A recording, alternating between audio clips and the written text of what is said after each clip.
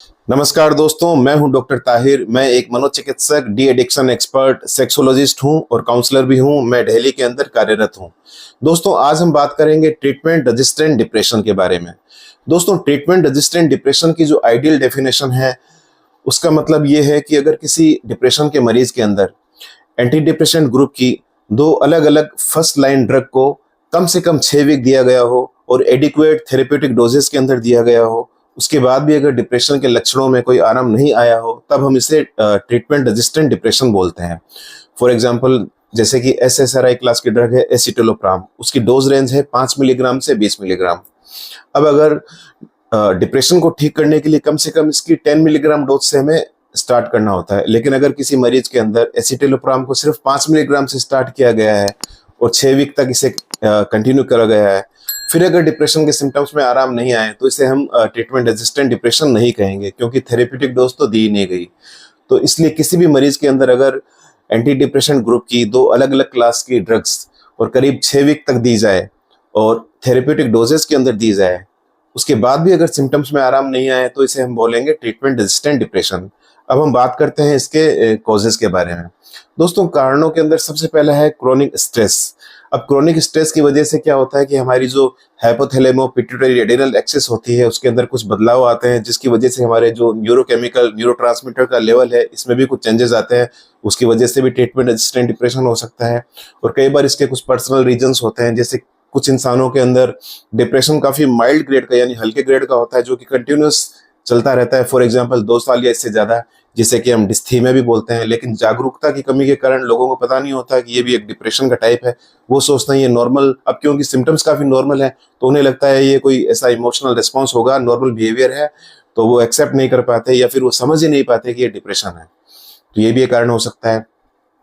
कई बार इंसान अपने आप को सोचता है कि मैं इतना कमजोर हूं कि मुझे डिप्रेशन का दौरा आ गया, तो वो एक्सेप्ट ही नहीं कर पाता कि वो डिप्रेशन का मरीज है। तो वो ये मानने को कभी तैयार नहीं होता। अगर कोई उसे बता भी देता है, कोई उसे सजेस्ट भी कर देता है कि आपको डिप्रेशन के सिम्टम्स लग रहे हैं, आप किसी मनोचिकित्सक से मिलो, पर वो क्योंकि एक्सेप्ट नहीं कर पाता है, तो वो ट्रीटमेंट ही नहीं लेता। तो इस कारण से भी हो सकता है। इसके अलावा कई बार क्या होता है कि समाज के अंदर एक स्टिग्मा पाई जाती है मनोचिकित्सक और मनोविकारों के प्रति। लोग सोचते हैं मनोचिकित्सक का मतलब है कि पागलों का डॉक्टर, तो वो उसके पास जाना ही प्रेफर नहीं करते। उन्हें लगता है कि अगर मुझमें डिप्रेशन के सिम्टम आ तो गए, लेकिन अगर किसी मनोचिकित्सक को दिखाऊंगा और किसी ने देख लिया, तो लोग सोचेंगे इसका पागलपन का इलाज चल रहा है, तो इस कारण वो अपने आप को रोक लेते हैं। तो ये भी एक कारण हो सकता है। और कई बार इंसान के मन में ऐसा कुछ पर्सनल मिथ्या धारणाएं, मनोधारणाएं भी जुड़ी होती हैं कि डिप्रेशन की जो दवाइयां हैं जिंदगी भर चलती हैं। डिप्रेशन की जो दवाइयां होती है वो डिपेंडेंस प्रोड्यूस करने वाली होती है, यानी हैबिट फॉर्मिंग होती है। या डिप्रेशन की दवाइयां स्लीपिंग पिल्स होती हैं। तो इस कारण से इन गलत धारणाओं के चलते वो डिप्रेशन का इलाज टाइम से ले नहीं पाते और उनका जो डिप्रेशन है ट्रीटमेंट रेजिस्टेंट डिप्रेशन में कन्वर्ट हो जाता है। इसके अलावा जो डॉक्टर का सिलेक्शन भी डिपेंड करता है। नॉर्मली जो पेशेंट है वो मनोचिकित्सक मनोविकारों के प्रति ज्यादा अवेयरनेस नहीं रखते, इसके चलते वो अपना डिप्रेशन का इलाज करवाते हैं नॉर्मल फिजिशियन से या फैमिली फिजिशियन से, जो कि स्पेशलिस्ट नहीं होते और डिप्रेशन का सही तरीके से वो इवेल्युएट नहीं कर पाते, सही तरीके से लाइन ऑफ ट्रीटमेंट निर्धारित नहीं कर पाते। तो उसकी वजह से भी उनका ट्रीटमेंट अधूरा रहता है और वो ट्रीटमेंट रेजिस्टेंट डिप्रेशन में कन्वर्ट हो जाता है। तो दोस्तों, ये थे कुछ कारण ट्रीटमेंट रेजिस्टेंट डिप्रेशन के बारे में। अब हम बात करते हैं इसके ट्रीटमेंट के बारे में। दोस्तों, ट्रीटमेंट रेजिस्टेंट डिप्रेशन के अंदर जो नॉर्मल हमारा एंटी डिप्रेशन ग्रुप की मेडिसिन चल रही होती है, उसके साथ में हमें कुछ एडजंक्टिव ट्रीटमेंट देना होता है, यानी ऑगमेंटेशन थेरेपी, जिसके अंदर सबसे पहले हम देते हैं एटिपिकल एंटीसाइकोटिक, जिसके अंदर ओलेंजापिन है, क्विटियापिन है, एरिपिप्राजोल है, ब्रेक्सपिप्राजोल है। लेकिन इन चारों के अंदर जो ब्रेक्सपिप्राजोल है वो तो इंडिया के अंदर अवेलेबल नहीं है, तो उसकी हम बात नहीं करेंगे। अब हम बात करते हैं ओलेंजापिन क्यूटेपिन के बारे में। अब दोस्तों, ओलेंजापिन क्यूटेपिन जो है सेकंड जनरेशन एंटीसाइकोटिक है, जो कि हमारे डोपामिन के लेवल को इफेक्ट करके हमारी डिप्रेशन के सिम्टम्स को दूर करती हैं। इसके अंदर जो ओलेंजापिन है, इसको मोनोथेरेपी के रूप में हम कभी भी नहीं देते, इसे हम कॉम्बिनेशन थेरेपी के रूप में देते हैं फ्लोक्सिटिन के साथ। अब दोस्तों, फ्लोक्सिटिन के साथ ओलेंजापिन को दिया जाता है। अब ओलेंजापिन के कुछ साइड इफेक्ट्स हैं, क्योंकि ये वेट गेन करती है, इसलिए हमें मरीज को एडवाइस करना होता है कि वो डाइट का अच्छे से फॉलो करे, किसी डाइट चार्ट का फॉलो करे और mild to moderate physical activities करे, ताकि उसका वजन बढ़े नहीं।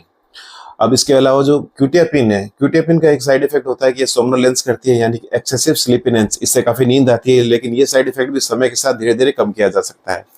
अब हम बात करते हैं एरिपिप्राजोल की। अब दोस्तों एरिपिप्राजोल थर्ड जनरेशन एंटीसाइकोटिक है जो कि माइल्ड डोपामिन एगोनिस्ट है। अब एरिपिप्राजोल दोस्तों इसका एक काफी इंपॉर्टेंट साइड इफेक्ट होता है एकाथीसिया, जिसका मतलब होता है इनर रेस्टलेसनेस। मरीज को बहुत ज्यादा रेस्टलेसनेस, बेचैनी रहती है। तो इस ड्रग का साइड इफेक्ट ये होता है, कई बार पेशेंट बार बार उठता है, बार बार बैठता है, कभी इधर भागता है, कभी उधर भागता है। तो ऐसे कुछ साइड इफेक्ट्स डेवलप होते हैं जिसे हम एकाथीसिया बोलते हैं, जिसे भी हम एरिपिप्राजोल की डोज को कम करके ठीक कर सकते हैं, या फिर उसे बीटा ब्लॉकर या बेंजोडाइजेपिन ड्रग्स देकर कम किया जा सकता है। अब दोस्तों एटिपिकल एंटीसाइकोटिक के बाद जो अगला नाम है वो है लिथियम का। अब दोस्तों लिथियम एक पावरफुल मूड स्टेबलाइजर है, इसके साथ में पावरफुल एंटी सुसाइडल एजेंट भी है। जो यूनिपोलर डिप्रेशन होते हैं उसके अंदर ये 5 फोल्ड तक सुसाइड के चांसेस को कम करता है। इसके अलावा जो बाइपोलर डिप्रेशन है उसके अंदर 6 फोल्ड तक सुसाइड के चांसेस को कम करना होता है। बस लिथियम ड्रग देते समय हमें कुछ बातों का ध्यान रखना होता है, जैसे कि हमें जो कंटिन्यूअस सीरम लिथियम लेवल करवाना होता है, और हमें देखना होता है कि लिथियम का जो लेवल है नॉर्मल थेरेप्यूटिक रेंज के अंदर ही रहे, क्योंकि अगर ये ज्यादा हो जाएगा तो इससे लिथियम की टॉक्सिसिटी हो जाएगी जो कि बहुत ज्यादा फेटल और जानलेवा साबित हो सकती है। इसके अलावा अगर जिन पेशेंट के अंदर लिथियम सालों साल लिया जा रहा है उसके अंदर क्रोनिक हाइपोथायराइडिज्म होने के चांसेस भी रहते हैं, तो हमें थायराइड स्कैन भी रेगुलर करवाते रहना चाहिए। अब दोस्तों लिथियम के बाद हम बात करते हैं थायरोक्सिन हार्मोन की। दोस्तों जो थायरोक्सिन हार्मोन है नॉर्मल हमारे ब्रेन के लिए, ब्रेन की फंक्शनिंग के लिए बहुत ही ज्यादा इंपॉर्टेंट होता है। ये भी हमारे डिप्रेशन के सिम्टम्स को निकालने के अंदर काफी मददगार साबित होता है। तो अगर हमारा thyroxine level T3 T4 level कम है तो हमें थायरोक्सिन के सप्लीमेंट लेने होते हैं, जिसकी वजह से भी हमारा ट्रीटमेंट रेजिस्टेंट डिप्रेशन कम किया जा सकता है। अब दोस्तों थायरोक्सिन के बाद हम बात करते हैं प्रेमीपेक्सोल ड्रग की। अब प्रेमीपेक्सोल जो है वैसे तो पार्किंसोनिज्म के अंदर दिया जाता है, लेकिन ये जो प्रेमीपेक्सोल है ये सिलेक्टिव D3 एगोनिस्ट है। इसका ट्रीटमेंट रेजिस्टेंट डिप्रेशन के अंदर काफी रोल है, खासकर जो एनहेडोनिया के सिम्टम्स होते हैं। एनहेडोनिया मतलब डिप्रेशन के जिन मरीजों के अंदर पहले कुछ एक्टिविटीज के प्रति काफी मोह देखा जाता था, यानी कि पहले जिन एक्टिविटीज के अंदर उन्हें इंटरेस्ट आता था अब उन एक्टिविटीज के अंदर इंटरेस्ट आना बंद हो गया है। जैसे पहले सिंगिंग करते थे, पहले कुकिंग करते थे, डांसिंग करते थे, अब उन्हें इन एक्टिविटीज के अंदर मजा आना बंद हो गया है। तो इसे हम बोलते हैं एनहेडोनिया। तो एनहेडोनिया के जो फीचर्स होते हैं उसे दूर करने में प्रेमीपेक्सोल का बहुत ही अच्छा रोल है।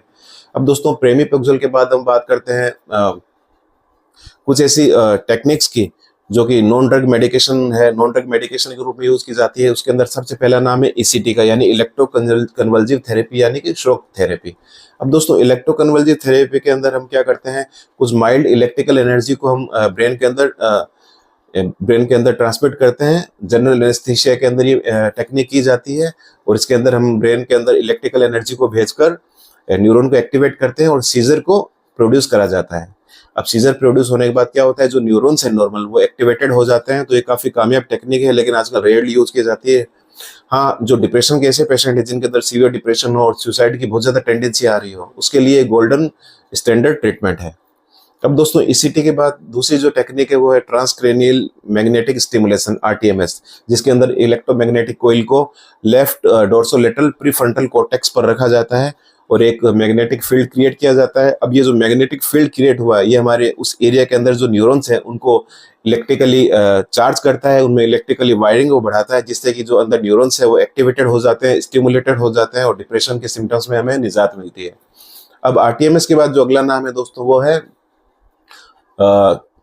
किटामिन इन्फ्यूजन का। अब किटामिन इन्फ्यूजन एक लेटेस्ट टेक्निक है जो इस पर काफी रिसर्च अभी चल रही है। अब किटामिन वैसे तो एक एनेस्थेटिक एजेंट है, लेकिन किटामिन के सेशन दिए जाते हैं डिप्रेशन, ट्रीटमेंट रेजिस्टेंट डिप्रेशन को दूर करने के लिए। इसके अंदर करीब 30 मिनट से लेकर 1 घंटे का इन्फ्यूजन दिया जाता है और डिप्रेशन के जो सिम्टम्स हैं 1 से 2 घंटे के अंदर कम होने शुरू हो जाते हैं, और इसके कुछ वीकली सेशंस दिए जाते हैं जिसके बाद डिप्रेशन जल्दी से जल्दी ठीक हो सकता है। लेकिन इसके ऊपर जो पर्याप्त अभी डेटा अवेलेबल नहीं है, रिसर्च कंटिन्यूस जारी है, तो इसलिए कई सेंटर्स पर यह दिया जाता है पर बहुत ज्यादा प्रचलित नहीं है।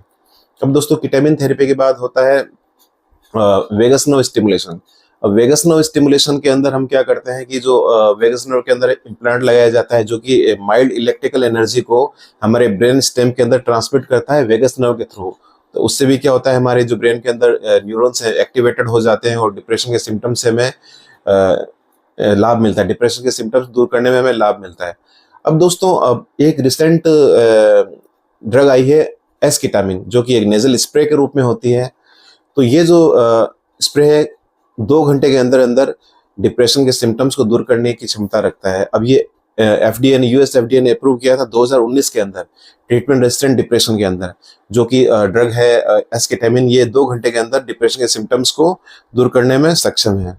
तो दोस्तों ये कुछ टेक्निक्स थी, कुछ मेडिसिन थी जो कि ट्रीटमेंट रेजिस्टेंट डिप्रेशन को दूर करने में काफ़ी प्रभावी साबित हुई हैं और कंटिन्यूस हो रही हैं, कंटिन्यूस इस पर रिसर्च की जा रही है। तो दोस्तों अगर आपको ये वीडियो पसंद आया हो ट्रीटमेंट रेजिस्टेंट डिप्रेशन के बारे में, जिसमें हमने बात की ट्रीटमेंट रेजिस्टेंट डिप्रेशन की डेफिनेशन के बारे में, उसके कारणों के बारे में, उसके कुछ मेडिकेशंस के बारे में जो कि नॉर्मल एंटी डिप्रेसेंट के साथ एडजंक्टिव थेरेपीज होती हैं, ऑगमेंटेशन थेरेपीज होती हैं, उसके बारे में, और कुछ नॉन मेडिकेशन मोडेलिटी के बारे में जैसे कि ईसीटी और ट्रांसक्रेनियल मैग्नेटिक स्टिमुलेशन आरटीएमएस, और उसके अलावा जो अपना केटामिन का इन्फ्यूज़न है उसके बारे में, और वेगस नर्व स्टिमुलेशन के बारे में। तो दोस्तों ये कुछ टेक्निक्स थी। तो उम्मीद करता हूँ दोस्तों ये वीडियो आपको पसंद आया होगा ट्रीटमेंट रेजिस्टेंट डिप्रेशन के बारे में, और आप अवेयरनेस बढ़ाने के लिए अपने साथियों तक, अपने दोस्तों तक, अपने रिश्तेदारों तक इस वीडियो को शेयर करेंगे ताकि जागरूकता बनाई जा सके मनोविकारों के प्रति और मनोचिकित्सकों के प्रति भी। तो दोस्तों उम्मीद करता हूँ ये वीडियो आपको पसंद आया होगा। फिर मिलते हैं एक नए वीडियो के साथ, तब तक के लिए नमस्कार।